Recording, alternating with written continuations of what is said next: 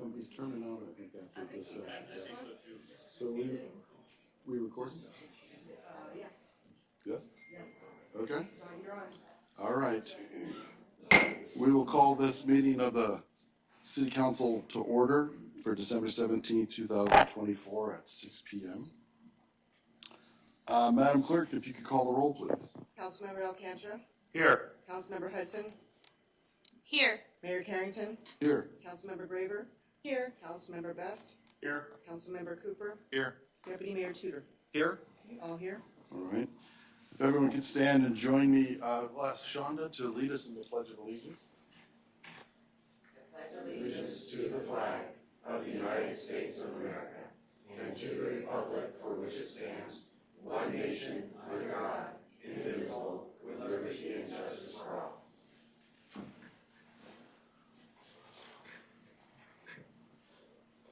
Next is approval of the agenda. What's the wishes of the council? Move to approve. Second. Okay, moved and seconded. Councilmember Hudson? Yes, thank you, Mr. Mayor. I would like to object to the agenda as it was noted last meeting publicly that the clerk's review is going to be on this agenda, and no matter the reason for it not being, that's a reason that should have been brought before the public before it was not put into this agenda, and the council should have publicly voted to have that, to have her review at a later date because of executive session parameters. So that's why I would like to object to this agenda. Thank you. Okay. Councilman Alcantara? Yeah, thank you, Mr. Mayor. I do recall that, and that's definitely valid points of why that wasn't included in this agenda. Is our next matter of business going to be to have a special meeting for that, or to move it to sometime in January? What's the thought process on that? Well, because one of the things we were discussing tonight was the workings of executive sessions. So I thought it would be appropriate to have that discussion and see how we get that matter concluded. And her, I believe, if I remember right, her contract expires March of 26. So, I mean, there's ample time for doing a review. That was my thinking anyway. Mr. Manager. Yeah, Mr. Mayor, thank you. This was also my conclusion after the last meeting we had. There was question about how we were going to conduct executive session, and in order for both council and staff to have comfort with the parameters of executive session, I also agreed that we hold off on having another executive session until we've decided on the policy that we're going to conduct it in. Councilmember Alcantara. Yeah, thank you, Mr. Mayor. Thank you, John. So is it then, are we going to see this on the agenda for January 14th, or are we not gotten that far yet? Yeah, potentially, yes. Councilmember Hudson. Yes, thank you, Mr. Mayor. So I understand that, Mr. John, that you were saying that you thought it was best to put it off in, and I can totally respect that, because if it had been brought before this council, I would have actually voted that we table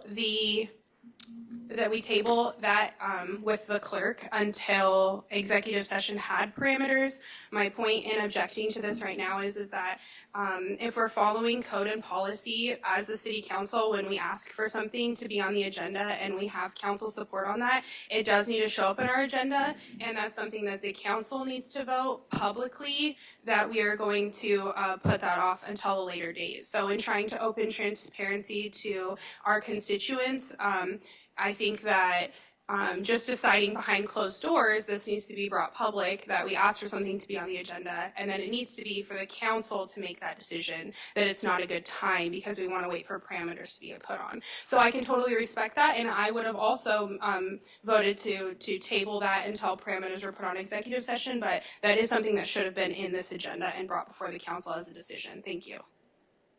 Okay. Madam Clerk, could you call the roll, please? Mr. Mayor. Oh, sorry, Councilmember Graver.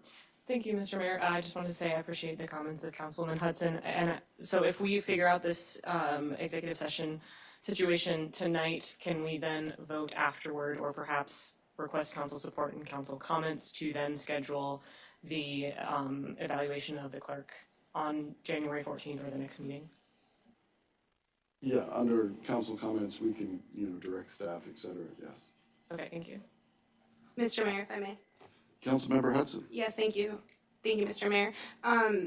From what the city manager had said this week, we have to have 2 regular meetings to be able to approve a change of the code. So they're saying by us putting parameters around executive session that we would have to wait after 2 meetings to then be able to vote to put that into the agenda. So it was seeming like it was going to be the end of January, beginning of February before that would happen. So we might want to consult with him about that. Mr. Manager. Mr. Mayor, thanks. I was going to recommend a special meeting be conducted on the 7th of January for the purposes of the city manager hiring process. So that could be the first, I was going to try to use that as the first viewing of the ordinance to change the city code. So that would allow passage of the code on the 14th if there were no changes, and the ability to conduct an executive session on the 14th, again, if there were no changes. All right. Okay. Madam Clerk, if you could call the roll, please. Deputy Mayor Tudor. Yes. Councilmember Hudson. No. Councilmember Best. Yes. Councilmember Graver. Yes. Mayor Carrington. Yes. Councilmember Cooper. Yes. Councilmember Alcantara. Yes. 6-1, passes. Okay. Next, we have audience participation. I believe there's some people that have signed up. And I would just note, we've also, at the end of the meeting, have council member comments, and I know there's probably at least a couple council members who are planning to make some statements to help clarify some things. But who do we have signed up? Oh, thank you. Thanks. Jackie, go for us.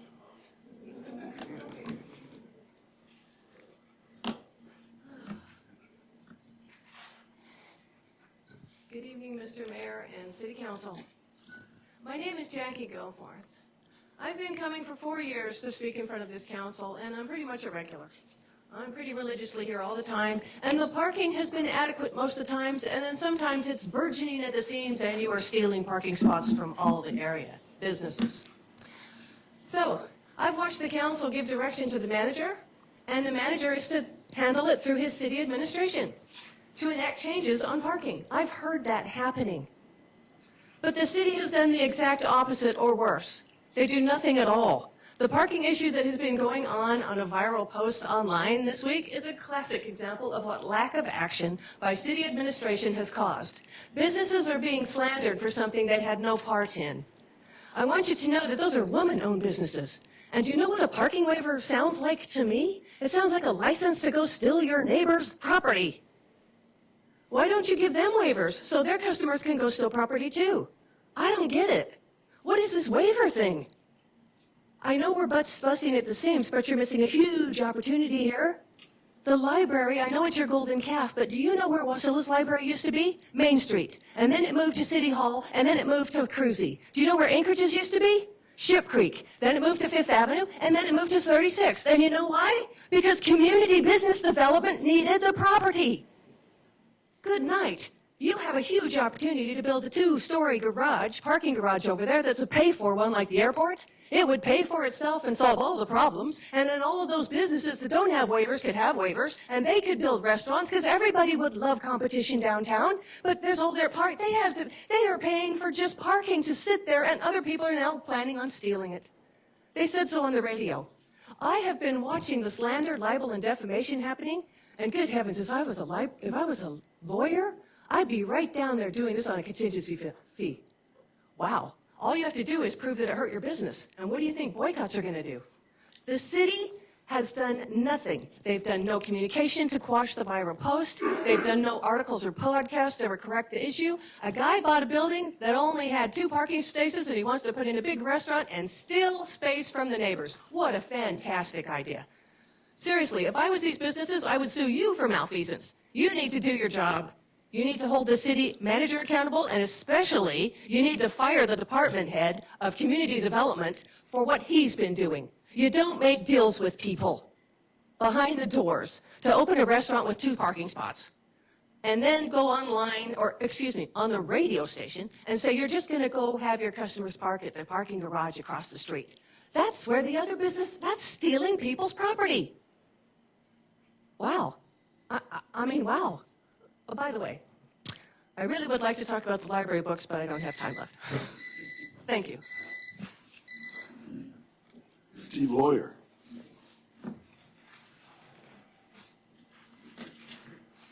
Hello, Mr. Mayor, City Council. I'm here on behalf of the Palmer Chamber of Commerce, and we just want to give you guys a big thank you, especially the Palmer Police Department, for all the help last weekend with Colony Days, or Colony Christmas, sorry, mix them up.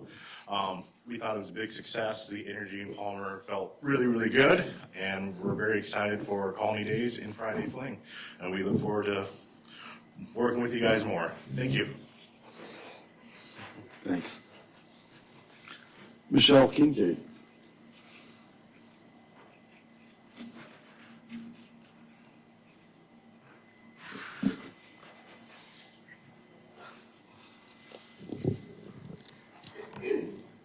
I'm Michelle Kincaid with the Valley Hotel. I want to thank the council for everything that you guys do for Palmer. I want to thank the Chamber of Commerce for a fantastic Colony Christmas. Thank them for all the events they sponsor bringing people to Palmer.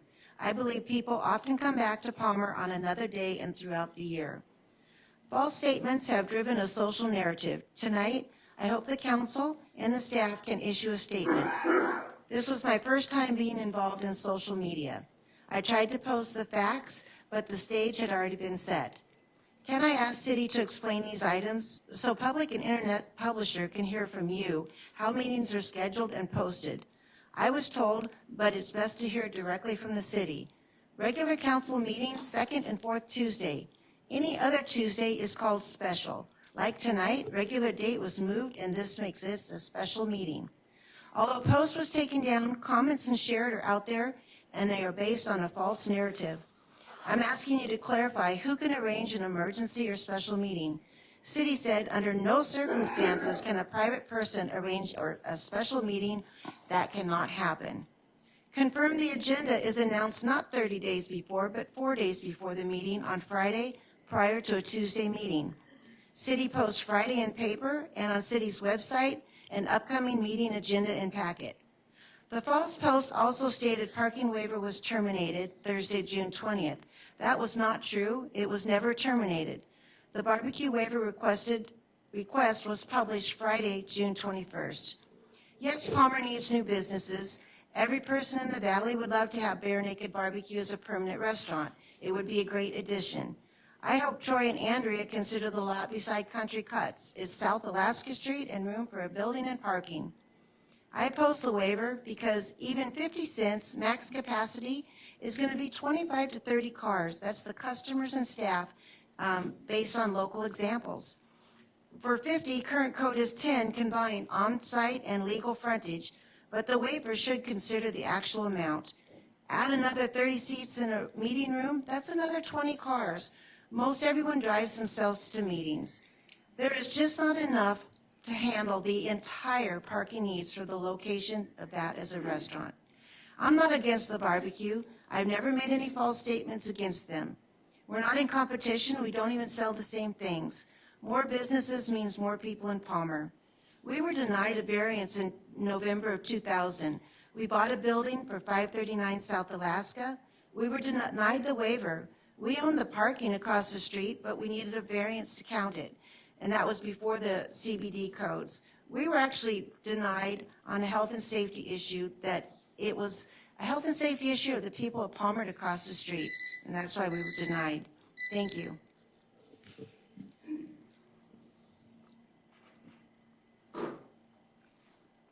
Lori Kopenberg?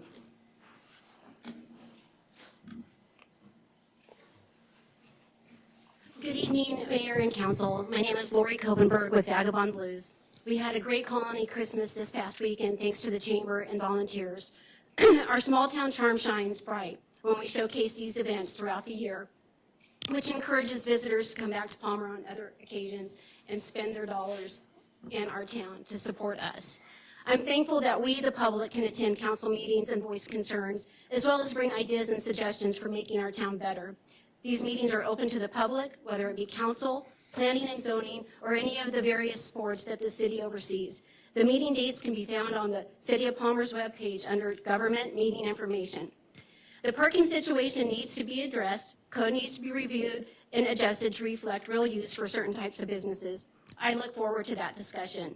I would say we all know this last week was pretty tough on both Michelle and I and Janet and our city, right? It really gave us a black eye because individuals thought that they could go online and negatively and falsely and defame both Michelle, me, Janet, and our businesses, not only through the post of hundreds and hundreds and hundreds of shares, but also went on a syndicated network, and that gentleman spoke about our town and our two businesses for 30 minutes of his time.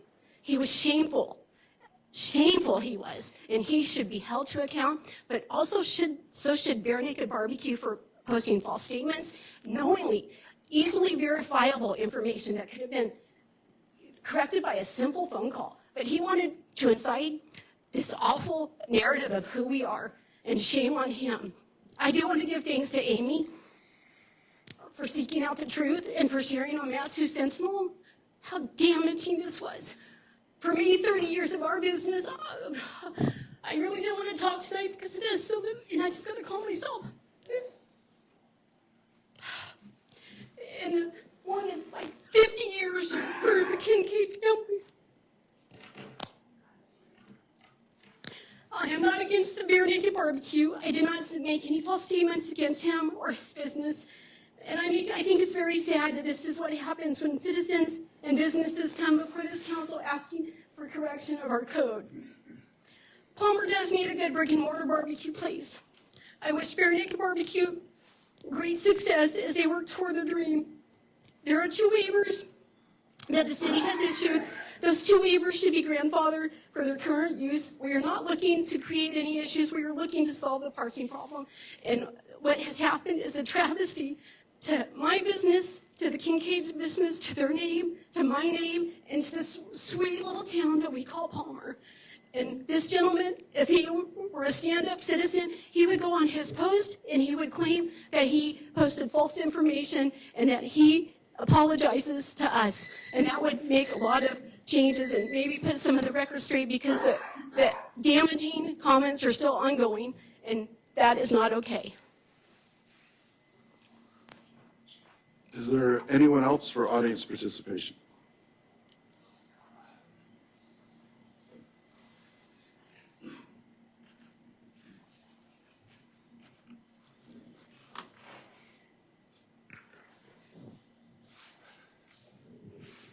Thank you, Mr. Mayor. Mike Malewski, I live here at 325 East Firewood Avenue in beautiful downtown Palmer. When I listen to Michelle and I listen to Lori, I can sense their concern, and they've both expressed it. I'm not going to try to underline it or any other way. I would just like to say, some time ago I learned not to spend a lot of time with social media. We, as a operation, the radio station uses social media. We promote things, we do a whole variety of things, but I do not spend much time because I have this sense that there's something of a false equivalency going. In other words, you have a set of ordinances, you work in a particular way to deal with issues such as the parking issue, which, by the way, as I understand, correct me, you're moving along to do by having an appropriate overview, review of the parking situation so that you can take all the pieces and put it together and make the recommendations, whether it's to change the waiver process or whatever. And that'll be done in a studied fashion. That does not happen, and maybe you've noticed it on social media. So all of the things that are there that are attacks or false images, I just don't have enough bandwidth to take that in and use it in any way that I can see as being appropriate. So my suggestion is, yes, it's out there, it's a fact of our modern life, but it's not necessarily a way to understand a situation that you have to deal with as an elected council. And I have faith that you will go forward and make this in a way that will satisfy the needs that are out there. So that's my encouragement to you. Thank you. Is there anyone else for audience participation?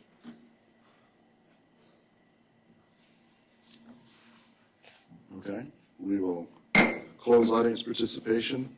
Next, we have new business. Mr. Manager, City Manager hiring process update and timeline.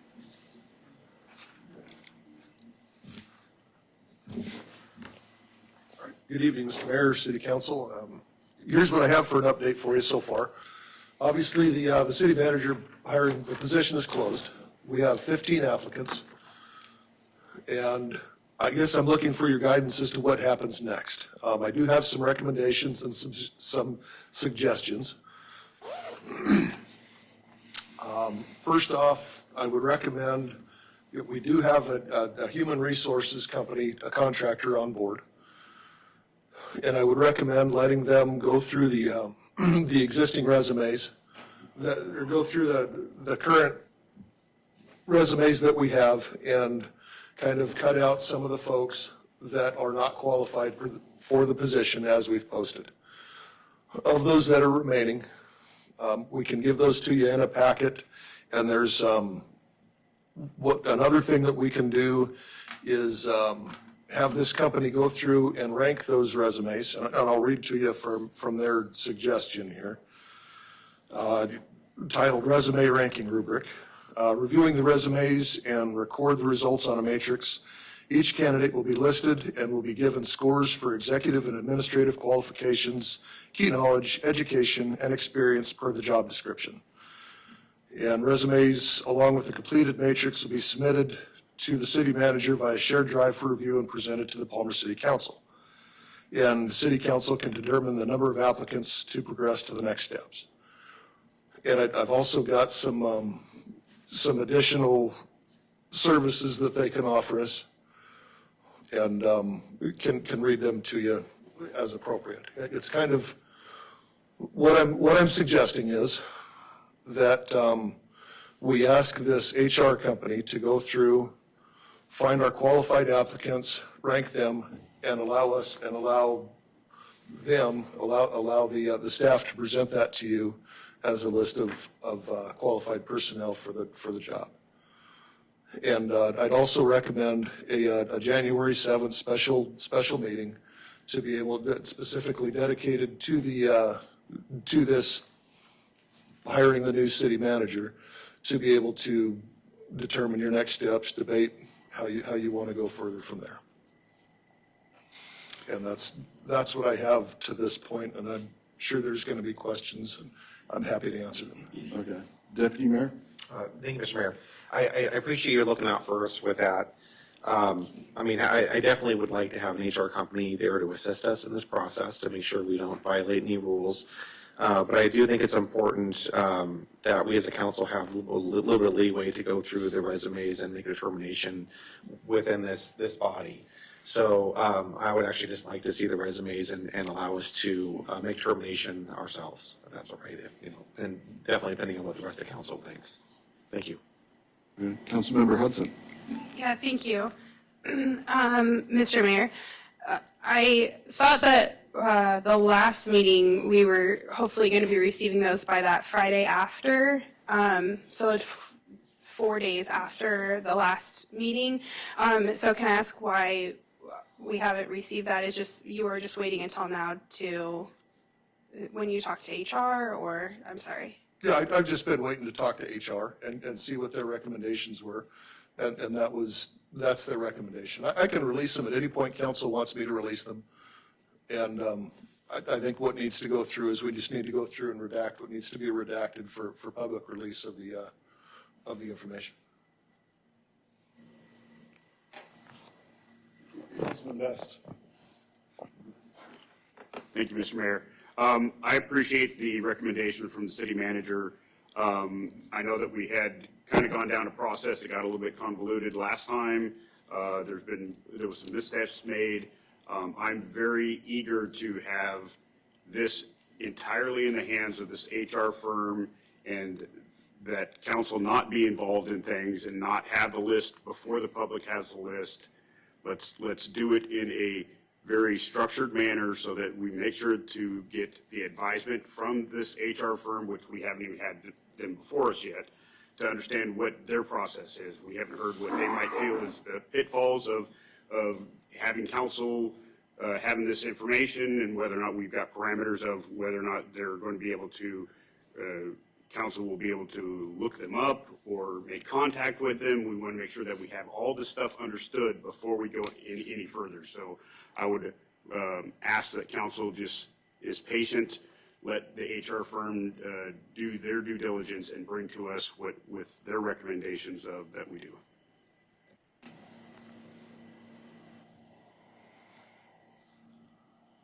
Councilmember Hudson. Yes, thank you, Mr. Mayor. I guess, Mr. Mayor, my question for you is when multiple council members at the last meeting had requested to have those applications released to us after the closing date, I guess, and they haven't been, and now we're at another council meeting a week and a half later. Can you explain to me the policy or the code? As I understand it, the council gets to kind of make the parameters of how the city manager is hired. That's in our purview. So I was just wondering from you, as the head of the council, why those weren't released to us, and I guess if we had council support for that. I'm just confused about why we were never given those on the Friday before, as promised last time we were at this dais. And now there's new information again coming in about how we're supposed to be going about this process. My understanding is interim manager has been handling this whole process as well as the HR aspect of it. And so that's what I understood.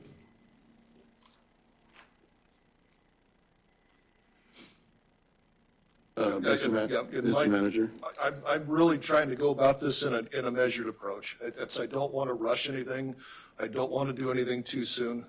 And this is going to be a very highly scrutinized recruiting process. We're going to be scrutinized for everything that we do, and possibly rightfully so. So it's what I want to do is to make sure that I'm trying to cover for all of us, and let's do this in a managed approach.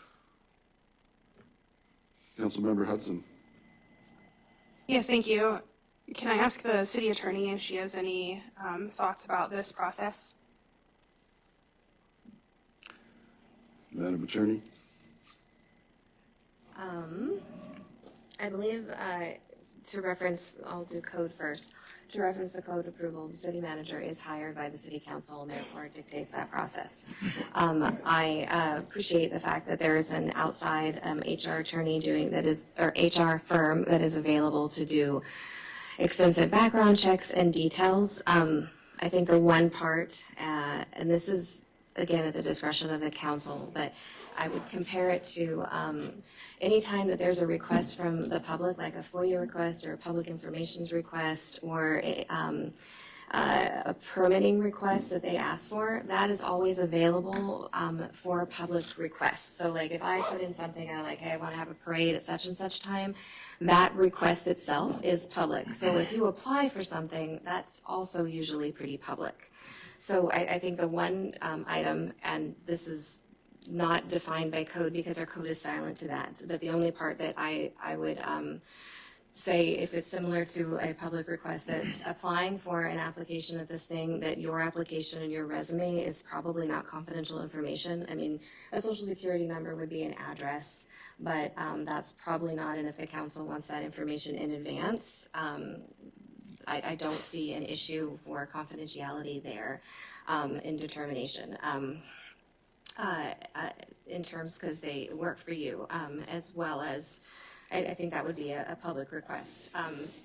The one part is as you go through, and it would be super advantageous to have an HRs in terms of the business ranking for business qualifications. So whenever you narrow down 15 applicants, it's for business justifications. And so the suggestions that Mr. Dementi was suggesting that the HR put forward regarding management ranking and those different things would be valuable to you as you proceed before for the January 7th, or if you do a January 7th meeting.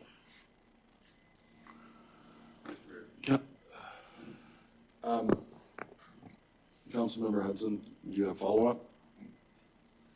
Yes, Mr. Mayor. I guess really my only follow-up is then those applicants are public applicants for a public position. So my point in this is that, again, when the council requests that something is done or completed, or told that something is going to be done and completed, as 1/7 of this council body, I would expect that be followed through with. Thank you.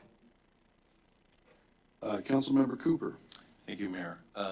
Typically, over the past number of years, when we've reviewed and interviewed for city manager positions, we've kind of waited until HR has kind of done their initial preview, and we don't get the applications, too far in advance until they give us, all that kind of information. I concur with the city manager and Councilman Best that having a HR firm, do this in advance for us does not preclude us from continuing our own review after that. Obviously, our review will be, a lot more, like the manager said, under a lot of scrutiny. So it's good to have a professional organization look at it first and then give us, their recommendations. That doesn't mean that we can't add people back into the mix if you want to. But I think that we need to have, a professional agency look at it at the beginning, and then once that happens, then we can get the applications. Thank you. Councilmember Best. Thank you, Mr. Mayor. My concern with this part of the process is that we had gotten mixed HR recommendations over some time about whether or not we could look somebody up, whether we could make contact with them, and those parameters also haven't been set yet. So I want to make sure that we get those parameters given to us by the recommendations of this HR firm as to what we can and cannot do within this process to make sure that we're, like the manager said, a lot of this is going to be scrutinized. So I want to make sure that we're just cautiously patient in this process and allow them to do their job, bring information to us in the manner that they feel is necessary for us, and allow us to have the information of what we can and cannot do discussed here publicly and openly. Yes, Madam Attorney. I just wanted to add on to Councilmember's best comments on that and clarify that even if you end up finding any name, it is fully, completely inappropriate, which I know you all know, so I want to say this publicly so no one can ask you, that for a council member to individually approach a candidate. So even if the names, whenever the names are released or however you obtain them, your interactions with candidates have to go through the administrative process, and then questions that you would have would come out in interview. I'm like, what is that word? When you're talking to them. So in no way can the council in any way contact an individual regardless of how and when you get the information. You just simply cannot do that. Now, if you have concerns about something specific that you want the city manager or the attorney or HR to look at regarding any of the candidates, regarding background checks, that's certainly something you can ask for, and that would be uniformly applied to all candidates. But no one gets to talk individually to a candidate ever. Okay, Deputy Mayor. Thank you, Mr. Mayor. So if I could clarify, I may have misunderstood. So what would the HR firm be doing? Because I took it as that they're going to go through the resumes and pull people out if they don't feel they're qualified, or is it just a ranking system? I'm just trying to get a good grasp on it. Mr. Manager? Well, they could do either.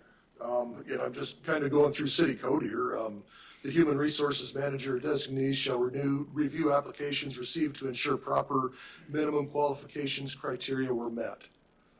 So that's, if somebody was obviously not qualified, they could be pulled out. And if you do want to see all the resumes and applications, that's fine too. But we can do that as well. And make recommendations and kind of draw a line and say that maybe these folks were not qualified by the parameters that we've set in the posting, but allow for council to maybe requalify them. That would be, the process is kind of yours, but I'm also trying to follow the code as far as our recruitment process. Councilmember Alcantara. Yeah, thank you, Mr. Mayor. Thank you, Mr. Diamante. Appreciate your thoughts on it. You know, I think one of the problems of getting snake bit is that you just don't want it to ever happen again. And some of the stuff of letting just HR do what HR does is why we're kind of in the situation we're in now. So it makes me a little nervous to turn it over to a firm that we're somewhat unsure of. I mean, I know the professionals are going to do their due diligence. It seems like a public listing of the people who applied for a public job, the 15 folks, wouldn't be a bad idea, even if the company winnows it down to 7 or 5 based on, do they have past city manager experience, based on whatever parameters were set.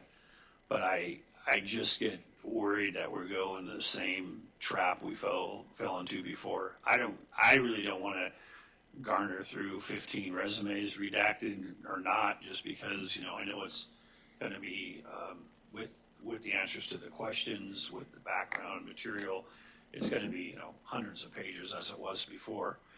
I just don't want to see us repeat the mistakes of the past. It's kind of the, burn me once, shame on you, burn me twice, shame on me situation. And, we've done a lot of mea culpas, at least I have, about, hey, this process wasn't good, and you have to own 1/7 part in that. We have a new council member that wasn't part of that, but we have 6 of us that were. So it's something where you have to say, hey, we're part of that system last time. It didn't work.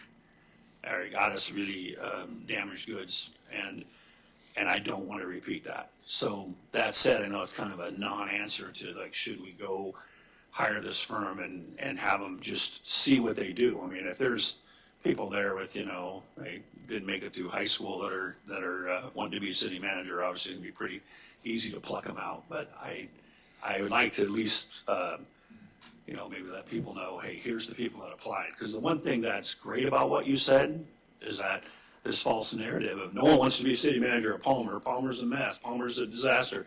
And you get 15 applicants, which is 4 more than we had last time around. So kudos to you and whatever system was in place to get us 15 applicants. Now let's hope that we can get to 5 quality ones, no matter how we want to work this process out. And I think in my memory, I don't think the council's ever not received all the names. There's been ranking, but I think the council's always kind of insisted, hey, we want to see all the names. That's, in the half a dozen times or whatever I've worked with this before. But, and I think the HR firm is already hired, if I remember right. Yes, sir. We have, there's 2 sides to them. The one side is the HR, kind of the recruiting side, and personnel, kind of the advisory side. giving advice to the administration, and the other side is kind of the investigative reporting side for employees to have grievances. And we'll be implementing that system probably in the next few days, hopefully this week, but by next week, we should have them on board. Okay. Deputy Mayor? Thank you, Mayor. Well, if we can kind of split it down the middle, I mean, could we have it where the HR firm still does the rankings and goes through the applicants like normal, but gives us the full list of names? Is there some sort of middle ground there we could do, where we get the full names, but also the HR firm could give us maybe like a short list of the people that have the qualifications, but we still are able to review the ones that don't? Absolutely. Yeah, we can absolutely do that. And that's to clarify, Mr. Tudor, that's, you're looking for both the ranking and kind of a going through saying that these folks may not be qualified by our posting, and this is the ranking that we have, but showing all 15 candidates. Yeah, that's kind of what I was thinking, so we still have all the names, we can still go through, so in case we go, I don't really agree with their decision, we can still look at that, but also, we do have the rankings and they're still vetted by HR, if that's, agreeable by the council, of course, but thank you. Councilmember Alcantara. Yeah, sorry, Mr. Mayor, I gotta show my old age again and my past experiences. So when I left the Kenai Peninsula Borough 24 years ago, my incoming mayor, good guy, named Dale Bagley, I'll say his name publicly, he's a good guy. He said, hey, I want you to go through these 18 resumes for your replacement for emergency management director and give me your top 5. Yes, sir, do it. Give them the reasons why, rationale, experience doing emergency management. Give them all the material. There's 18 applicants for the job. Give them my top 5. Leave, move to Anchorage, eventually back to Palmer, and find out 2 weeks later that he hired number 7 on my list. So it's never a foolproof process when you're thinking, okay, hey, we're going with the expert. Give me his best 5, and then he decided to hire a guy that I scored as number 7 out of 18. So you never know what could happen. Madam Attorney. I just want to add clarification for something. So when you're talking about public release, so you've got the public applications, the list of candidates, potentially their resumes, but the ranking from the HR firm and the details of that, because you are going to be speaking with individuals, that will need to, one, you could release immediately, or there could be a packet to council immediately, and then, but the HR recommendations and why they're recommendations, you're dealing with individual candidates, and that's going to be private. So those recommendations should be offered privately. That's not going to be available for public information. Just like we wouldn't reveal details of their background checks, just they have passed a background check, those sorts of things. I don't know, considering all the background, but I just want to state Alaska has the right to privacy in its constitution. There's only a few states that do. So not only do we at a national level do that, but we honor it at a state level. And so confidentiality laws in the state of Alaska are tight, extremely tight. So when we're discussing, hey, that person doesn't have an education or they went somewhere else here, that needs to be a private conversation. Interviews are different, but that little piece, the HR recommendations, is private. I'm just trying to break out what falls under what category, if I may. Okay.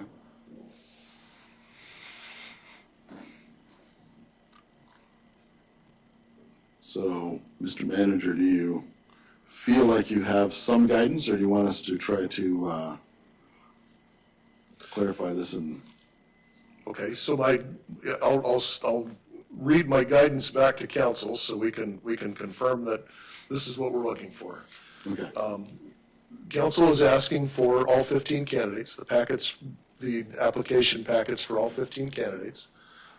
We're asking for the HR ranking of all these candidates, and we're asking for recommendations on whether or not they are qualified for the job. The rankings and the qualification will be private to council only, and the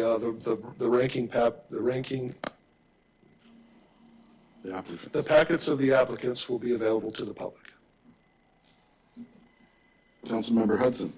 Yes, thank you, Mr. Mayor. Is this something that, as a council, we need to vote on to make sure that we're all in alignment with that before we move on? I think so. I was figuring we'd get him to state what he sees and see if we want any more clarification. And we're also looking at a January 7th special meeting where we can review those, and then the applications would be part of that packet, which would make it Yes, sir. very public at that point. Yes, sir. Okay. Any other input? It'd be Tuesday, January 7th, the second Tuesday of, or first, the 7th is always weird. Okay. Yeah. So, yeah. Okay, is there any other, I mean, we should probably bring it into a motion, but I kind of figured let's keep discussing the, oh, Yeah, well, I mean, I just won't be there. I think I'll be on a flight then. Yeah, I'll be flying that day. Mr. Manager. And we're always open to a different day if council wants a different day other than the 7th. I was suggesting that just because it was a Tuesday.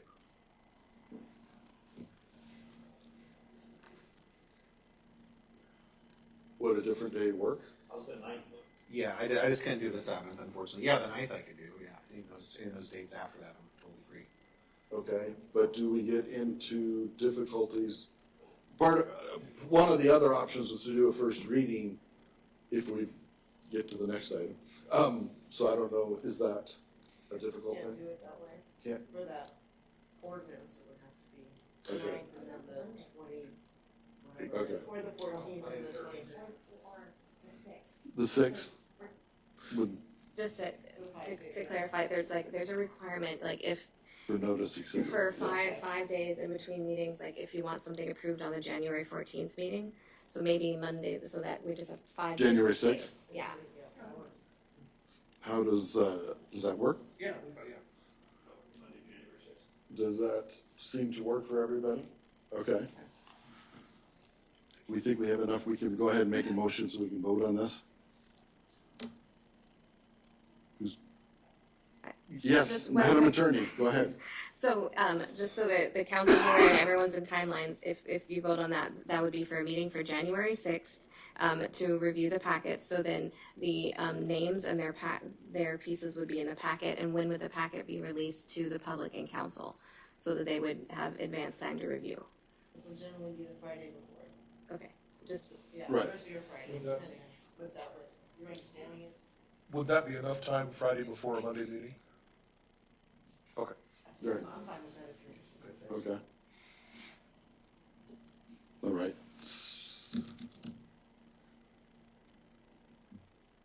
Yes, Councilmember Hudson. Yes, thank you, Mr. Mayor. So I'm just clarifying, so we won't get the names of the applicants and their applications released to us until the Friday before January 6th? Is that what I'm understanding? I don't know. Mr. Manager?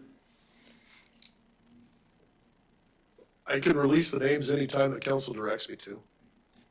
But the plan is because we're considering it for a meeting, it would seem appropriate to me to recommend it, that the names be released in a meeting packet. Yes, Councilmember Hudson. Thank you, Mr. Mayor. If I may, I can totally respect that, and I see that that's really great. But also, I just want to be thoughtful of our other members on the council that have other jobs and whatnot. That's going to be a lot of pages to read through, and I would just like all of us to be able to have time to be well prepared for that. And so I would just like it if maybe we could consider doing it a little bit sooner in some way that's appropriate, so that every member of this council has an appropriate amount of time to review what they would like. Mr. Manager. And I'd be looking for direction from council on when that packet would be released.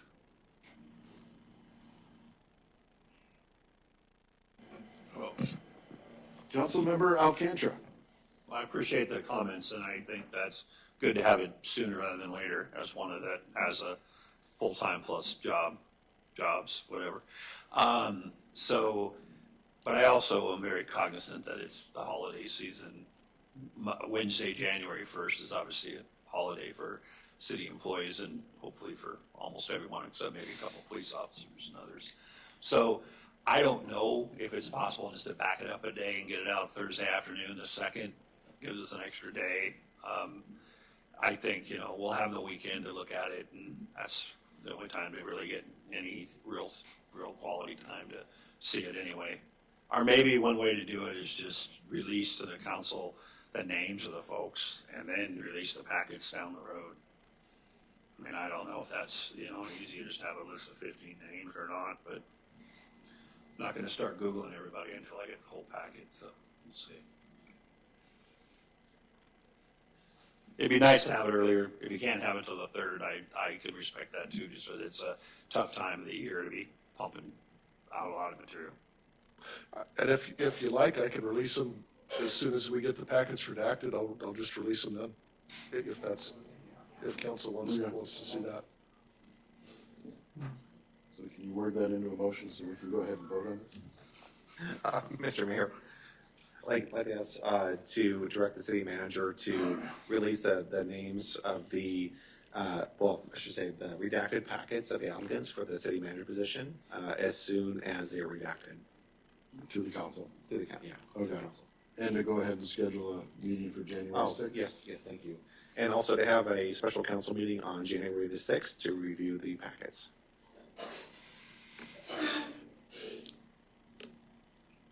Is there a second? Second. Okay. Any discussion, clarification? Madam Attorney, do you have anything? I'm just happy about the 6th. I'm over here calculating the business days, so Right. it's like, oh, if we do it on the 6th, we literally have exactly 5 plus 1 day.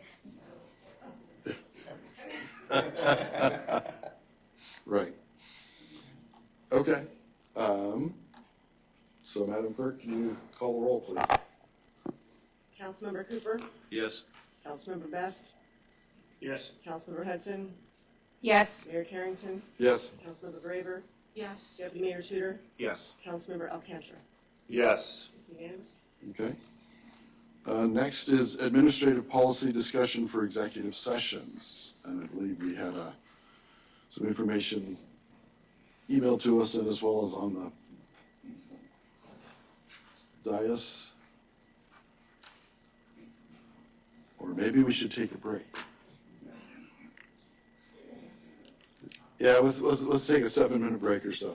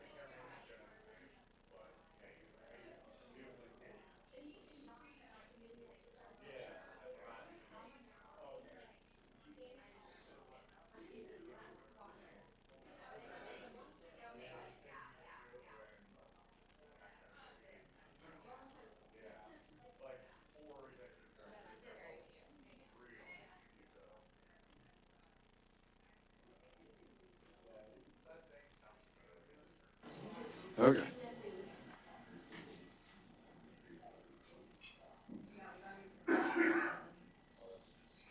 Okay, well, come off our break, and we were on administrative policy discussion for executive sessions, and we have some material in front of us. I think all of us do now. Yeah. Councilmember Graver. Thank you, Mr. Mayor. So I believe that when we requested this, the attorney had, the attorney had recommended that we also have some sort of video recording, and I noticed that that was not in this sample, and I didn't know if that was something we had dropped or if that was still being looked into. Yes, Madam Attorney. Thank you, Mr. Mayor. Councilwoman Graver, through the attorney. I did initially recommend having a police officer present with the body cam footage. The reason I did that was twofold. That was one, to have something that's already a confidential process that's already trained and established. That would be electronic facility that we currently already have, to be able to instantly put something in place before any policies were looked at or different code recommendations, as well as handling the visuals in the room as well. So this recommendation came primarily from Ketchikan Borough. I did some research after I spoke with you, and the state of Alaska is sort of split. There's no there is a couple Superior Court comments that they can't tell what happens in executive session if it's not recorded, and the judge was pretty negative on the fact it wasn't. Minutes are taken for various nonprofits and professionals, and so the state of Alaska is kind of split on recording executive session. Then the clerk at AML kind of did if I can speak for you, Shelley, if you don't mind, did sort of an informal survey of the different connections that she had, and Ketchikan Gateway Borough does record and has it in its code. So for speed, I just ignored the video element. That's certainly something council could discuss, but just to get something in place immediately before the January 14th meeting, I kind of took the large portions of this are from the Ketchikan Borough that Shelley had found, and then I amended it to city pieces and tried to make some notes on, differences that wouldn't apply to the city, like exempted subjects. In executive sessions, under B1, there's A, B, C, D, E. We already have A, B, D, and E in our code. C doesn't really apply.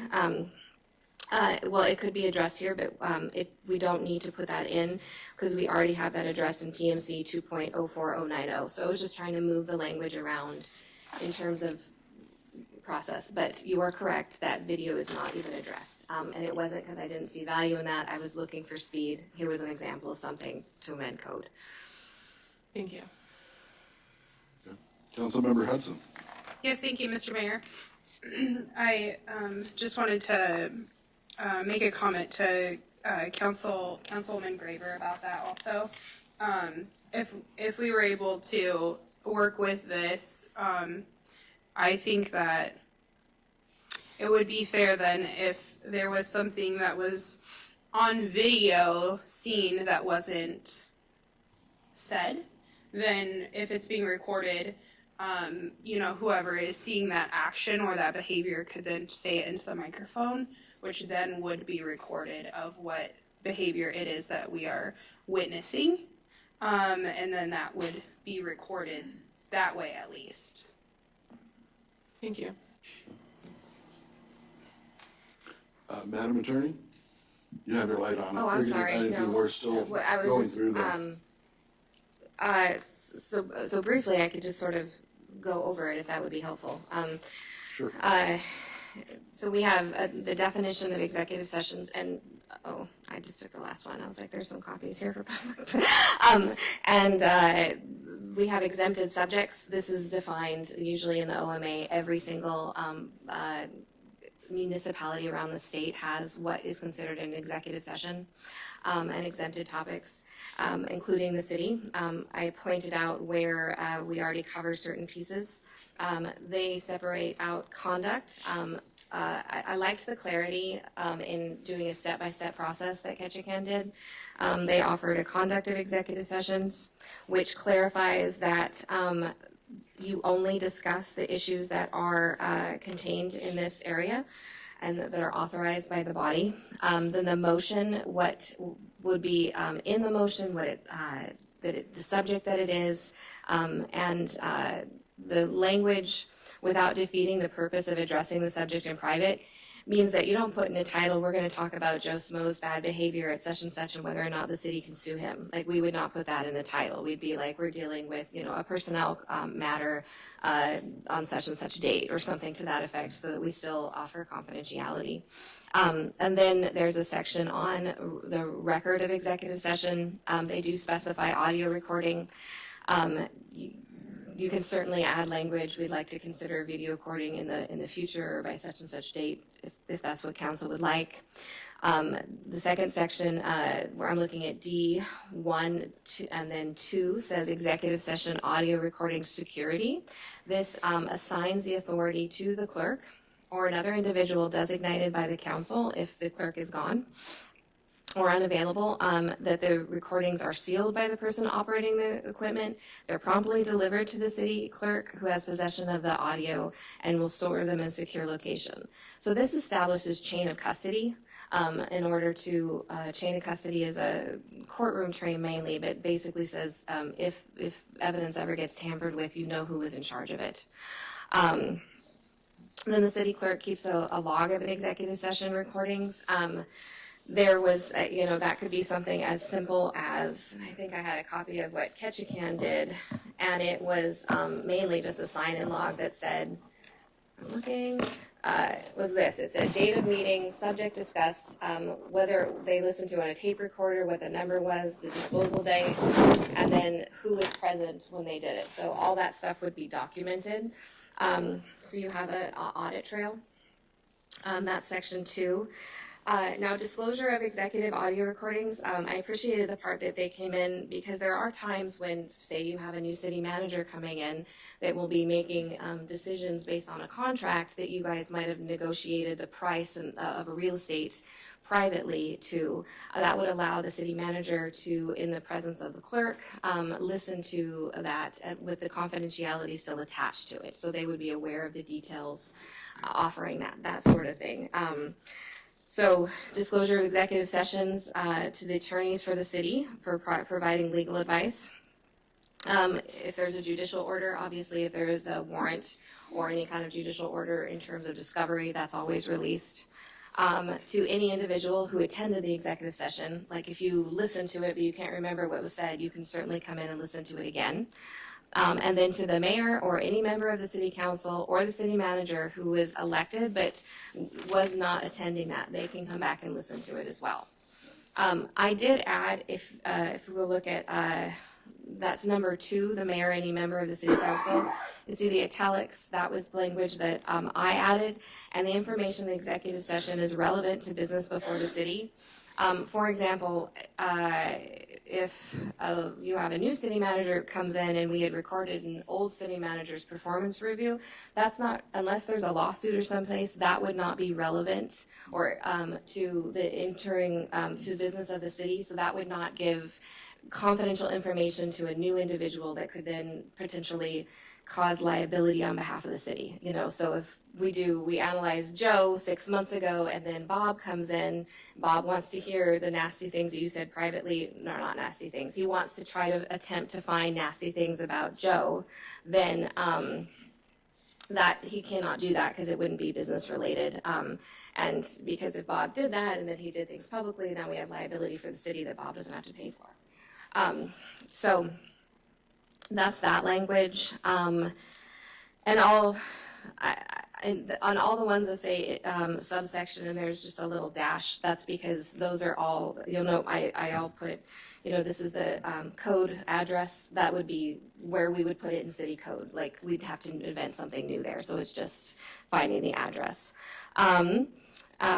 When there's a review of an executive session audio recording, then the mayors, the member of the council, the city manager, and the city attorney will be advised by the city clerk that is being made available for review. So that'll just be an emailed note that goes out to everybody so we have full transparency for all the decision makers. When disposal of executive sessions, they'll be retained in accordance with the city adopted record retention schedule. And I know Shelley and I were going to look at that. My suggestion would be to adopt the state's retention schedule. We do that for just about all of our other records. You know, we keep certain bills for 7 years. There's a whole list of different items before you shred them, like how long you can do them. Like I just approved some shreddings from like 1972 downstairs. So the city is very diligent about keeping things a very long time. So that's how that disposal goes. Then if and when the executive session audio recordings will be available to public. This is an interesting thing. I kept it in, but I would have that available to the council for discussion. Normally, I would say they're never available to the public, but I did think that some of this might have been relevant. And basically, the justifications that this is Ketchikan's code's justifications, which I imagine there's a story behind, usually is with code. And so I kept it in for your discretion. And that would be, so this would be the one thing that I would see whether or not you want to have. This is when executive session audio recordings are available to the public. They're available to the public if the executive session concerns pending litigation, then it will be released after that litigation is closed. So it's kind of like when the FBI releases security clearance items, right? They're signed off, they're no longer clearance because that issue is closed and there's no retaliation you can make. So this is this is Palmer's version of when they're going to release the JFK files. And that's and then the other one that Ketchikan did, if executive sessions concern labor negotiations, then it'll be 6 months after that labor contract. I did want to highlight to you that under B, I have a little footnote C. We do not have a labor negotiations. I just want to clarify, Palmer doesn't do unions. That was the battle I shut down some city employees, particularly the police, like, so they should hate me, but they don't, which is great.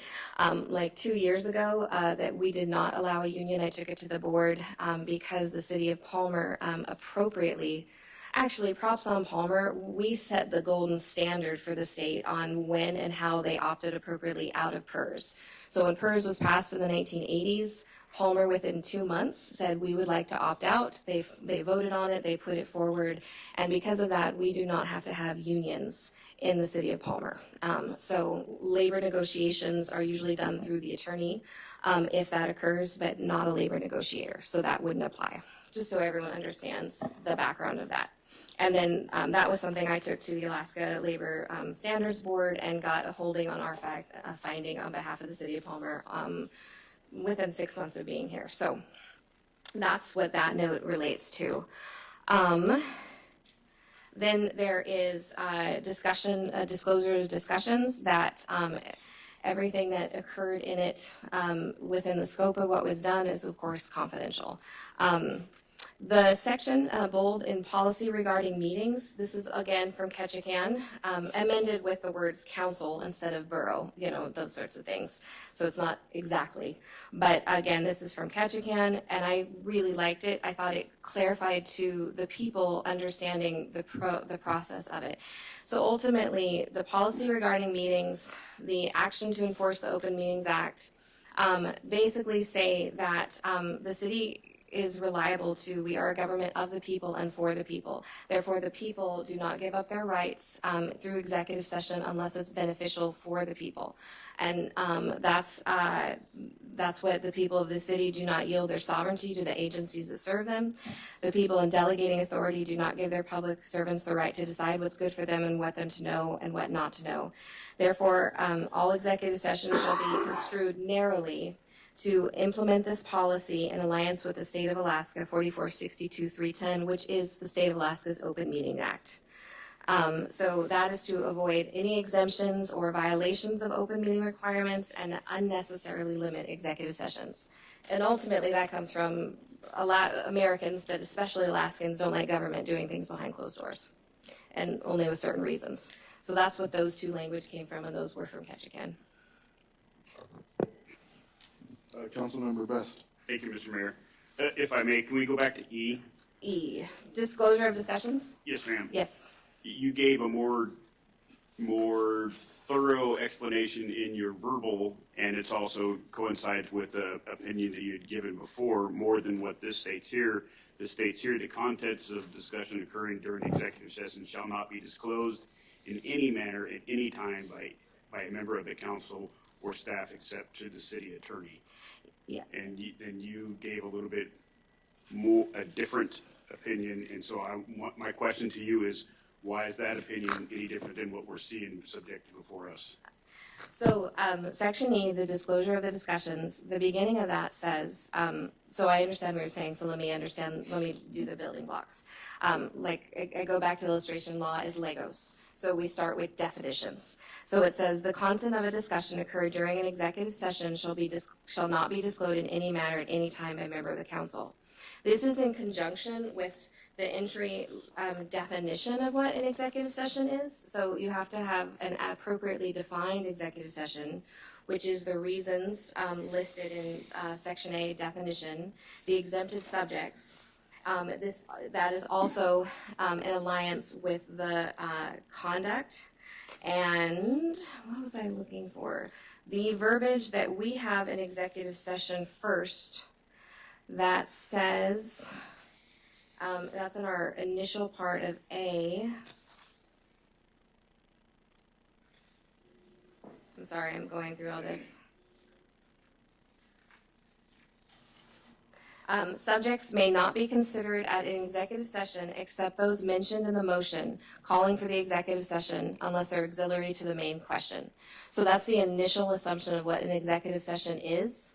So you have to have an executive session a legally defined executive session before you can have an issue with the disclosure of an executive session.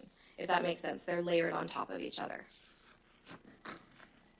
Councilman Best. And I hear what you're saying, but like another part of this early discussion is that you explained that the explanation of what we're going to go into, we try to narrowly define it, but not be overly. And so that's where it's really kind of seems to be parsing. Oh, the narrowly defined is that, the narrowly defined is in order to even allow an executive session, it has to be narrowly defined. Yeah. Not that, I mean, it's not specific, but it's narrowly in the vagueness, but then. without defeating the purpose of addressing the subject, right? Yeah. That refers to, that was a section, golly, I hate that these are not numbered. That's under motion. So it says the motion, so first we define what an executive session is, then we define how you can have an executive session, what the boundaries of it are. And then above that is the fact that executive sessions are only allowed by law, by government to do, unless they're defending the people. So that's the overall policy that all the sub-things are analyzed under. So then we define what executive session is, how it can, what topics are allowed, and then what the motion looks like. So the motion calling for the executive session shall clearly and with specificity describe the subject to be discussed in executive session without defeating the purpose of addressing the subject in private. And that's the dance. The dance is on the agenda. The motion needs to be something that clearly identifies to the public what this is going to be about, but not that unveils the purpose of it. Like, we're not going to be like, hey, we're discussing that lot over here and the real estate and whether or not it should be sold for $150,000 or $200,000. You would never have that much detail. You'd say we're discussing real estate negotiations or something to that effect.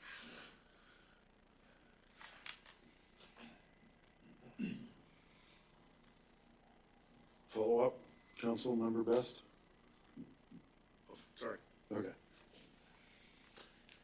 Madam Attorney, I couldn't tell, did you make it to the end? I did. Okay. The policy that overreaches it is the one. So honestly, I think what, if I may, my recommendation is to start at why we even allow executive sessions if we were to put it in code. And that would be the policy regarding meetings and action to enforce the Open Meetings Act. Maybe that would be first. And then you would have executive sessions, then the definition of an executive session, what is exempted, what the conduct has to look like. The conduct looks like, what a motion looks like, allowing it, and then what it can include, when it can be released, and that it's recorded. You know, so I would just put the policy in front. Okay, That way people understand it's for the people. right. Councilmember Hudson? Yes, thank you, Mr. Mayor. I saw that this was placed on our dais as a code that was referenced. Who put that on our dais, and is it to discuss the executive session? I can offer some clarity on that. Oh, yeah, so- yes, Madam Attorney. Thank you, Mr. Mayor. So what Councilwoman Hudson is referring to is section 2.04070, which is public meetings. And that's what brought up this whole conversation in the first place. It states that it is in section 2, but it would be in a separate area for executive session because it refers to all sessions. And that says all meetings of the council, except for executive sessions, are open to the public, and with the exception of work sessions, shall be electronically recorded. So that's where the whole conversation of do we record electronic recommendations for electronically recording came from. I started thinking about. Okay, Councilmember Hudson? Yes, thank you, Mr. Mayor. So my question then to our city attorney, Ms. Heath, would we need to clarify, would we need a resolution to amend this code 2.04.070 as well to clarify if we did pass this this change of code with the executive sessions that you just presented, would we also need to amend this code to be clear that executive session can be recorded in the public in this meeting? Thank you. Thank you. So it would not be required. So ultimately, if you pass something narrowly applied in the code under the topic of executive sessions, those would be all the definitions for executive sessions. So then this would be then leading to interpret this, saying that yes, we as a council are saying that this, they're related, that you record executive sessions. Okay, thank you. You could amend it because it's poorly written. No apologies for whoever wrote that, but it's very confusing. So this would be leading to the specificity of this is what the council says. Councilmember Hudson. Yes, that was all, Mr. Mayor. I just wanted to clarify whether we needed to amend that code to be more specific at this same time, and I just wanted to clarify. Thank you. Councilmember Graver. Thank you, Mr. Mayor. So if we move forward with this, would we, if we wanted the possibility of video recording in the future, should we amend that now, or is that something we would amend in the future? I think in terms of the time frame, and I'll defer that to Shelley a little bit, I think the council could do a few things. This is a discussion, so technically it is not a legislation change being put on the agenda, because at that point there needs to be a public hearing that people can look at. But if you have suggestions that you would like to task me to change, I could put some variations language in a recommendation that then in the future could be put as legislation, right? And it would be like, we're striking this and replacing it with this language in these little parts in the city code, and that's something that you would then discuss and either amend or approve or deny at probably the January 7th meeting. The January 6th meeting, in order to, because it has to be at 2 meetings. The first meeting is just the introduction, The- so second one. Okay, so the second meeting has the hearing? Yes. Okay, so the first meeting's an introduction, second meeting has the hearing, and there has to be 5 days in between. So you could vote to approve it on the 14th. So what, Councilmember Graver. thank you, Mr. Mayor. Would I need to ask for council support to direct the city manager, to direct the city attorney to put those recommendations forward in the same suggestion? Well, yes, Is that appropriate? I was trying to get to the point of, so that you're recommending that we consider this as an ordinance for January 6th, and you and the clerk would help prepare the appropriate verbiage, language, and whatever. Yes, sir. I am recommending that this is a simple and clear language that's already established in another municipality that addresses recording. And so I'm recommending this, as council would like amended. And I did have a discussion in advance of this so that the clerk and the city manager and I all discussed and sort of vetted that in advance. So you're aware of that, and then we're jointly recommending this. Okay. So, Councilmember Graver. Thank you, Mr. Mayor. I'm just clarifying, do I need to request that you add the video recording in here before we move forward with it, or no? That's all I need to know. I think that's sufficient. I can just add that as an alternative. Okay, thank you. Because this is a discussion, so, yeah. So, there's been direction, but there's been objection, so we don't actually have a motion Well, at this point. could I, because that would be a task to me, and I think it just takes 2 to do it. I could propose to the city 2 variations, one with video recording and one without, so that the council could then vote at their discretion. Okay. Councilmember Hudson. Yes, thank you, Mr. Mayor. I agree, but I think that would be good to try and add in. So if it hadn't already been seconded, I would have also been in support of that. I think that's a great idea to protect everybody, and also just to make sure that nothing is going on in this room that, if something does happen, that it's recorded, and that, we have that kind of support of that to prove what happened. So I just think that's great, and I support that. So thank you so much for bringing that up. Madam Attorney. May I propose a couple of alternatives?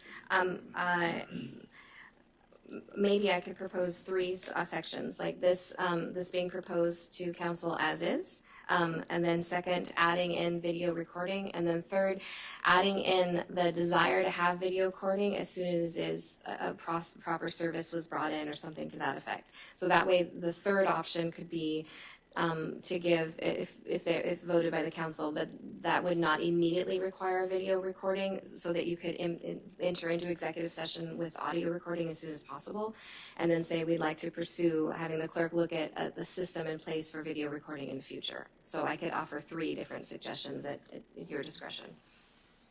If I may, Mr. Councilmember Mayor. Graber? If that's a little bit of overkill, I don't mind if you do this as it is, and then the second one being the request for the video recordings in the future, because I realize that we might not have that set up in time for doing the clerk's session by then. So I'm okay with just those two. Okay, Councilmember Hudson. And I would second that if it needs a second to prepare that specifically. Thank you. And Mr. Councilmember Alcantara, you seconded the second version, is that okay? Just want to make sure I get my tasks directed correctly. Okay.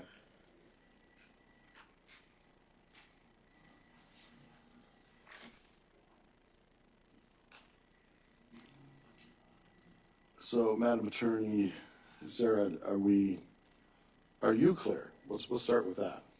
I believe so. So if I understand this, well, I guess I would ask, are there any other edits or any issues that the council sees?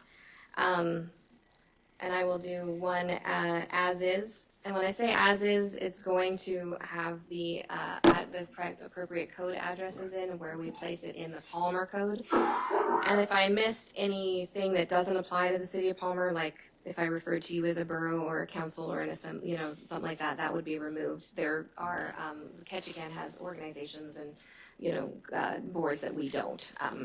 And I would update that and propose that to the council for approval on January 6th. And then a second one that would add the video element into it. Okay. All right. I think we're done with this agenda item for now. We're looking at Monday, January 6th. Monday, January 6 o'clock. 6th. Right. Which, Shelley, can you give me a due date then, if it's the 6th? So for public, how quickly do you need that to get that out? If we're doing, I don't have a calendar in front of me, so probably Monday or Tuesday before we can work together. okay. Okay. All right. And next is cancel December 24th, 2024 City Council meeting. I can't recall the last time we've actually met close to Christmas. I don't think it's ever happened in my memory anyway. Councilmember Alcantara. Yeah, thank you, Mr. Mayor. Do you need a motion to cancel the December 24th meeting? Yeah, I think so. I so move to cancel the December 24th, 2024 meeting, just for the public's edification. Obviously, we meet the second and fourth Tuesdays of the month. I don't think it was anybody's intention to have us here or you here on Christmas Eve. And so we had to rejigger the calendar here in December and due to AML last week. And so we met the 3rd and the 17th, kind of a little out of the norm. But yeah, so just so the public's aware, and yes, I move to cancel the council meeting on December 24th, 2024. All right. I'm looking for a second. Is there a second? Second. Okay. Any discussion? Madam Clerk, if you could call the roll, please. Deputy Mayor Tudor, Yes. Councilmember Hudson, Yes. Mayor Carrington, Yes. Councilmember Graber, Yes. Councilmember Best, Yes. Councilmember Cooper, Yes. Councilmember Alcantara. Yes. Yes. All right. Next, we have council member comments. And actually, I think I'll break tradition. I'll actually start. I just wanted to comment. A few people have asked about, calling a meeting, who calls meetings. In the council, 2 council members or the mayor can call for a meeting. And I was also going to mention that palmerak.org, our website, right on the front, it's got meetings and agendas. And if you click on the recent, it goes back in history.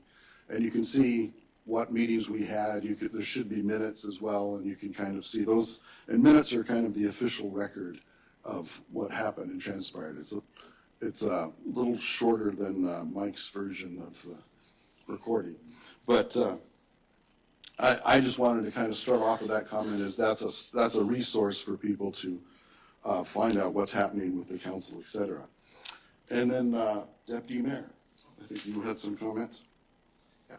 Thank you, Mr. Mayor. I just wanted to address some of the concerns that we've received regarding the building on 579 South Last Street that is now owned by Bare Naked Barbecue. So the building that was purchased by Bare Naked Barbecue is included in the City of Palmer Central Business District. You know, this is a district that was created specifically to help foster business development within our city by listing the parking requirements within that district. Our city code for this can be found in PMC 17.64.050. And it requires that restaurants have one parking space for every 5 seats. This code exists because we as a city, we have to make sure that our limited street and public parking is shared fairly across all the neighboring businesses. And as a city, we work hard to attract and support businesses within our community. The building that Bare Naked Barbecue is located in has 2 dedicated parking spots for the building and is adjacent to the public parking spot shared between the other businesses and the Palmer Train Depot, which is a community meeting space and events that are utilized by many different organizations and events. And as part of this city's commitment to fostering economic growth, when the Community Development Department within the City of Palmer found out about the building sale and the new owner's plans, they did contact the new owner for a pre-development meeting. And then on June 20, 2024, the Palmer City Council held a joint meeting with the Palmer Planning and Zoning Committee. Now, this was posted on the Frontiersman and the city's website the Friday before the meeting per our city code. This is a meeting that we try to have every year in order to facilitate better communication and coordination between the city departments. The task of trying to best manage our limited parking was a topic of conversation, as it frequently does in our city meetings. And then on June 25th, during our regular city council meeting, the owner of Bare Naked Barbecue requested a waiver asking for 30 to 100 more seats than the city code was able to support due to the limited number of parking spots for the building. And during that meeting, we heard from many different members of the community that were concerned about the parking waiver that was being requested. So the city council voted 6-1 to deny the waiver, which requires Bare Naked Barbecue to follow the existing city codes for parking requirements. While we understand this does limit the number of customers that Bare Naked Barbecue can serve, we have to make the difficult decision to juggle the needs of all the businesses within our central business district and the members of our community. We wholeheartedly welcome Bare Naked Barbecue into our great city, and we are excited for this restaurant to be a valued member of our community. And as a city, we work hard to support our business community and will continue to do so into the future. Thank you. Councilmember Hudson, council comments? Yes, thank you, Mr. Mayor. First, I want to bring up that regarding the year-end bonus and budget amendment. As we discussed the proposal for a year-end bonus for city staff, it's important to know that the city manager cannot unilaterally request the allocation of $143,759 from the city's account with just a council support. According to city procedures, the city council must first vote to amend the 2024 budget in order to approve the use of these funds. This request requires proper review and approval through a formal amendment to the budget. Additionally, if the proposal includes an adjustment to the COLA for staff, that change must also be discussed and approved by the council through a vote. In summary, the city council must take action by voting on a resolution brought forward in an agenda to approve any such budget amendment before any funds can be allocated for this purpose. This ensures transparency and adherence to our financial procedures and provides an opportunity for all members and constituents to review and support the proposal. I would like to request that a resolution regarding the proposed year-end bonus for city employees be added to our next city council meeting agenda before any funds are dispersed to employees. It is essential that we follow proper procedures, including a formal vote on amending the 2024 budget. Given the current climate in our community, where trust in our leadership has been impacted by concerns over transparency, I believe it is essentially especially important that we demonstrate our commitment to accountability and openness. By bringing this matter before the council, we can ensure that the public has confidence in our decision-making process and that all steps are taken in accordance with our financial and procedural guidelines. I respectfully ask for this resolution to be included on the agenda for the next meeting so we can proceed appropriately and maintain the trust of our community. Mr. Mayor, can I ask a question? Thank you. Will this impact the city's rollout of those bonuses, or is just putting that on to make it official? I'm just requesting that we put it on an agenda as we're, as we are supposed to do as a council, so that nobody can come back in the future and say, this wasn't done legally, this wasn't following procedure. So I would just like to make that formal follow of procedure for everybody on the council and in the community. Agree with that, yeah. Okay. Mr. Manager? I'll have that in front of you at the next meeting. Okay. Yeah. Yeah, definitely. Okay, and may I continue? Yes. Thank you. Actually, we have a question on that. Oh, do we? Yeah. Councilmember Bass? And I hear what was stated. We were in the middle of the budget process, though, and I'm just curious as to the attorney and manager's opinion on, was the proper process followed, seeing how that we were in budget and it was a budgetary discussion? Does that preclude having to bring a resolution before an expenditure, or is this part of the budgetary process? Is it maybe just kind of a unicorn situation here? I'll take a stab. Do we need to take 5 while the attorney and manager confer as well? It's, the bonus and the COLA are two separate issues. The bonus is a fiscal year 2024 issue, and the COLA is a fiscal year 2025 issue. So the COLA for fiscal year 2025 was passed as part of the budget resolution. So that's been done. It's the issue is the bonus right now, and I can have a resolution in front of you at the next meeting for that. We were going to include it. Normally we do at the end of the year the finance department goes through the final quarter, and we go through a budget resolution which captures the fourth quarter and fiscal year 2024. Okay. Roll up at the end. Yes, sir. It's the final, kind of the final year, kind of a closeout, if you will. Okay. Oh, Mr. Mayor, if I may. Yes, Councilmember Graver. Thank you, Mr. Mayor. I appreciate that you brought that forward because I wasn't at that meeting physically. I was calling in, and to me, just hearing us move forward after discussing that and not feeling like we made a motion or moved on it. I mean, I believe that Councilwoman Hudson is correct that would need to have been voted on, and so I appreciate that you brought it up because I was very confused. If you could have seen my face, I was like, wait, where are we going? So I appreciate that. Thank you. Okay. All right, Councilmember Hudson. Yes, thank you. And also, I just wanted to read this email that I sent out this week. I'm hoping to help open some dialogue here. Dear Mayor Kington, I hope this message finds you well. I am reaching out to express my concerns regarding the ongoing lack of communication between us. As you are aware, the Code of Ethics outlines that all members of council, including the mayor, are expected to act in the public's best interest and promote a positive and collaborative work environment. Effective communication is a key component of this, and it is vital that we engage directly and constructively with one another to serve our community. I have made multiple attempts to reach you via email, but to date, I have not received a direct response from you. And now I will clarify that I have received one response, and it was a couple sentences.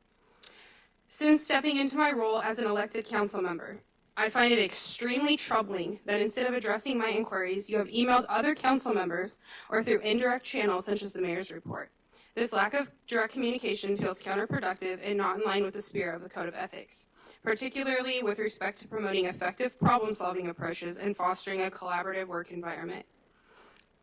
My primary request has simply been for clear communication. It does not seem appropriate to suggest that I am being overly confrontational when I am seeking to engage in a professional and constructive manner. I would greatly appreciate it if you could provide a direct response to any of my previous emails and engage in dialogue to resolve any issues or concerns. If the lack of communication persists, I will unfortunately have no choice but to escalate this matter to other parties to ensure that our work is not hindered, which is what I am doing now and talking to my constituents. I have also heard unfounded accusations suggesting that I am working on behalf of a former council member, which is completely untrue. My ability to write clear and well-constructed emails, to understand the law, and to adhere to the code of ethics should not be viewed as problematic, nor should my intelligence as a young woman or my commitment to upholding the law be questioned. I am fully dedicated to ensuring that all legal and ethical standards are followed, and I will continue to advocate for the principles that our constituents entrusted me with when they elected me to serve. Furthermore, as the mayor, it would have been both productive and in the best interest of our own city to ensure that I received the proper communication regarding how to attend AML training this last week and was provided with all the relevant information. When you noticed my absence, it would have been very appropriate and not an OMA violation for you to reach out and inquire as to why I was not in attendance. Had you done so, you would have learned that I was misinformed about the virtual attendance option and was not informed that I could receive a hotel room or per diem for attending. It is concerning that some council members who do not regularly even participate in the meetings when they go were able to attend, while I, as a newly elected official, was left in the dark. I blocked off the entire week to attend virtually. That's a big thing as a stay-at-home mom. Only to be informed too late that the event was not virtual, which was a miscommunication. I am deeply disheartened that you did not take the initiative to reach out and inquire about my absence, as it appears there is a greater concern for those council members who align with views on behalf of the city. Thank you for your attention to this matter. I look forward to your response and to fostering a more open and effective line of communication moving forward. Thank you. Councilmember Cooper. Yeah, a happier note. Saturday I attended a ribbon cutting ceremony with the chamber for Garcia's. Well-attended event. It was a beautiful day, a little light snow, no wind, and it went off spectacularly. And I appreciate being able to be there. And with that, next week is Christmas, and I wish everybody a happy holiday. Councilmember Alcantra. Yeah, thank you, Mr. Mayor. Glad we had this meeting. I'm glad I kind of advocated for it for a long time, that we not have a 6-week gap in between meetings. That would have pushed us to the mid-January, and I got a little more than I bargained for with our special meeting on January 6th. But to put a little, perspective on it, and you can find a lot of great information on the website really quick. We had 37 meetings in 2024. We won't have any more this year. So you always think, hey, you meet the second and fourth Tuesday of every month, and 24 meetings and you're done, kind of thing. But between hiring city managers, emergency meetings, other things that happened, special meeting at the train depot, which I thought was fantastic. We end up being 37 of these things throughout the year. Hopefully 2025 will be a little bit less. We'll see. But I did want to say, and I want to kind of apologize for what Michelle Kincaid and Lori Koppenberg have been going through. The whole parking thing, definitely when we made a decision not to grant a waiver that was, I guess excessive would be one word, but never thought it would come to this a few months later.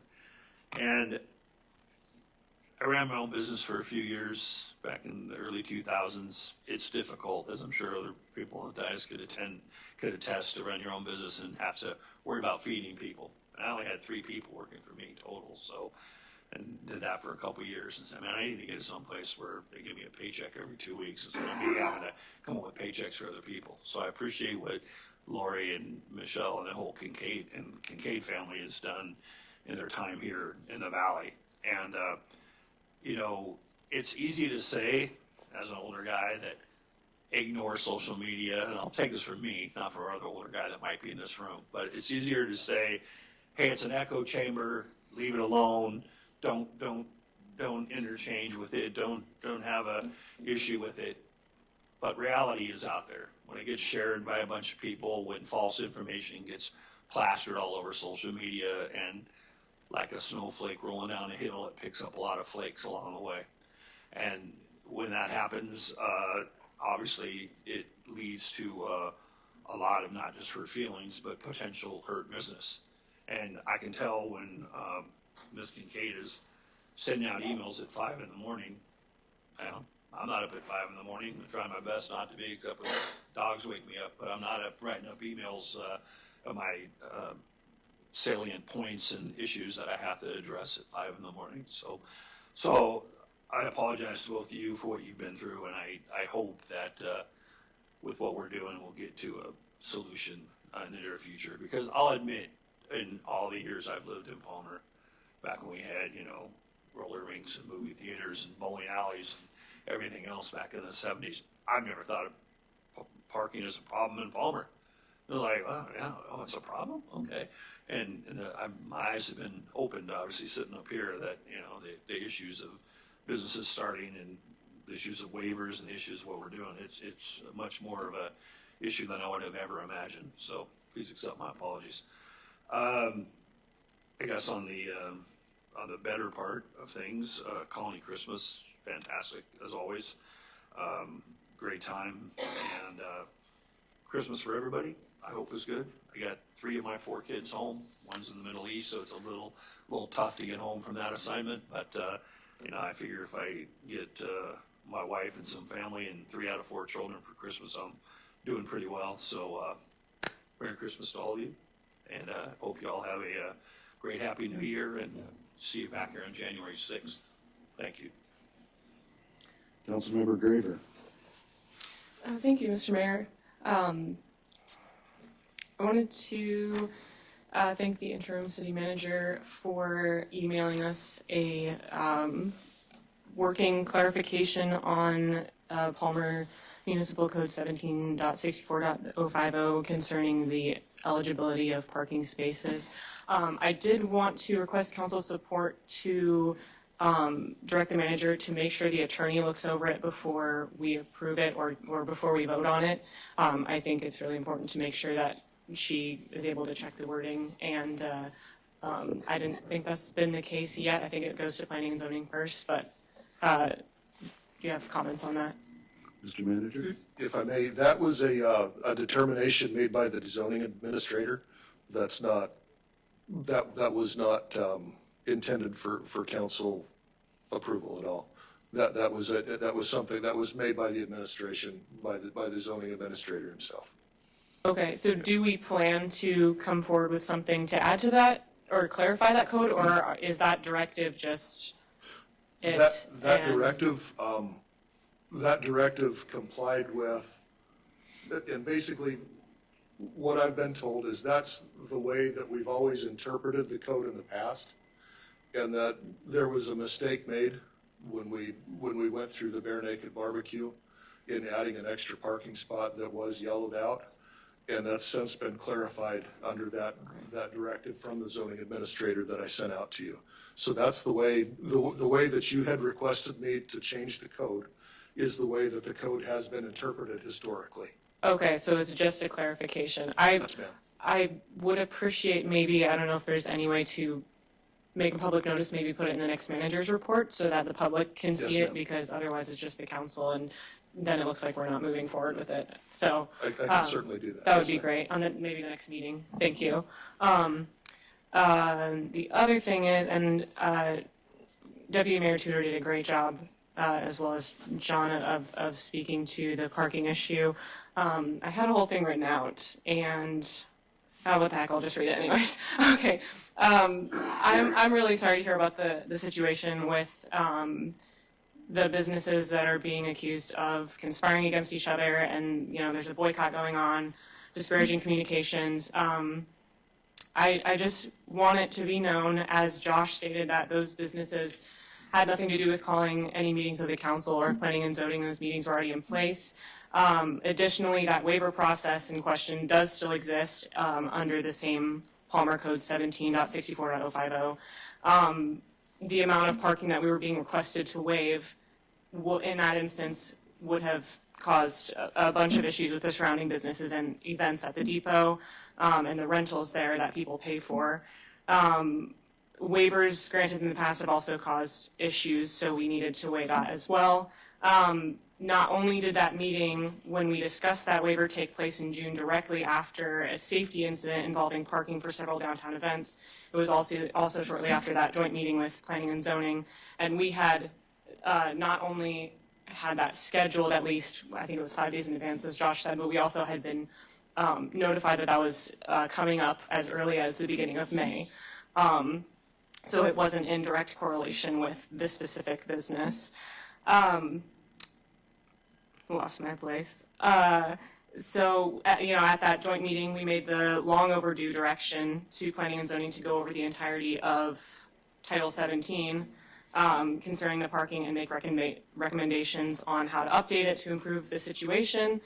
And it would have been inappropriate to grant a waiver with the specifications requested for at that time, given the circumstances. The lot in question doesn't have any on-site parking, and it's not easily conducive to a prospective, highly successful business such as the one proposed. I have no doubt that the barbecue place would do fantastic in Palmer, and that's not to suggest that there's not a solution, but there's a balance to be struck between growth and infrastructure and city planning the process that we go through. So this is not an issue that's easily solved by any means. And even the existence, as Councilman Alcantara was mentioning, the fact that there is even an issue with parking is debated by residents and shoppers and business owners. So, this council is anything but opposed to growth and new businesses moving into Palmer. And we've stepped into these positions to try and make wise decisions about growth and other issues in a city that's growing quickly, and we don't make those decisions lightly. That was not an easy no for any of us. And this upcoming study will be an opportunity for our constituents to make their voices heard and for the council to be made aware of the best possible solutions. So if Ms. Goforth wants to propose a 2-story parking garage where the library is proposed to be, she can definitely bring that forward, and we look forward to hearing from you guys what solutions we can come up with. So thank you, and Merry Christmas. Councilmember Best. Thank you, Mr. Mayor. Attended AML this last week. That was really good discussions, a lot of information always being shared to listen to different communities and understand some of the pains that they're going through with growth and or different issues facing their communities. We're not in this alone. There's other communities that are going through so many of the same pitfalls.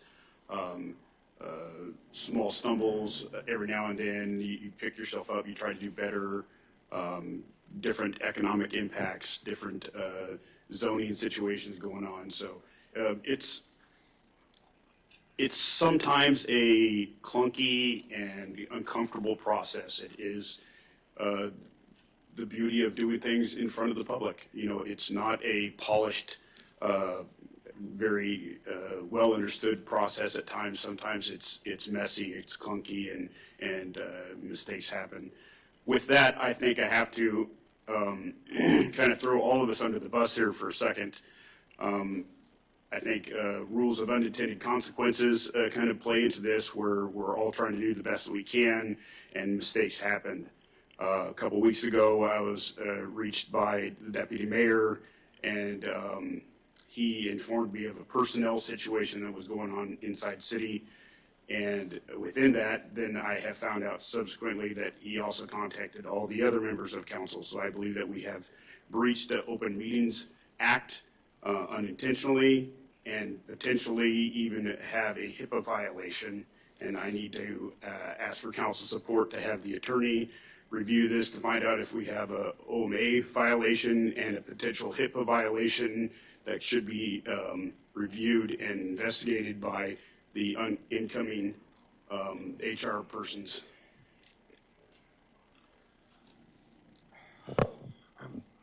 Mr. Mayor?